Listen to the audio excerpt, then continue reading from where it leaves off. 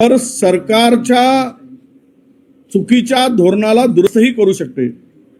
JNG सरकार बनवू शकते आणि सरकार खाली खिचू पण शकते। हेच या आजच्या धर्मेंद्र प्रधानच्या राजीनाम्यावरून सिद्ध झालेला आहे। मी जेएनजीचं अभिनंदन करताना हा लोकशाहीचा मोठा विजय असं मी मानतो।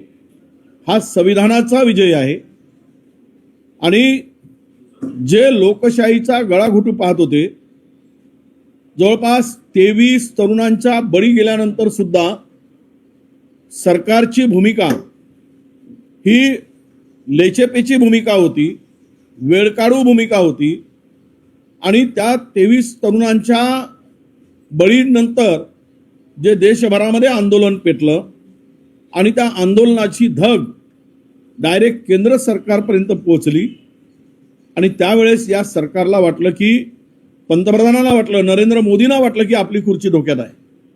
तोपर्यंत यांना अंदाज नव्हता आम्ही आमच्याकडे असलेल्या सत्तेच्या बळावर कुणालाही झुकवू शकू, कोणतेही आंदोलन मोडीत काढून टाकू, कोणतेही आंदोलन चिरडून टाकू, या आविर्भावात आणि मस्तीमध्ये केंद्र सरकार होतं।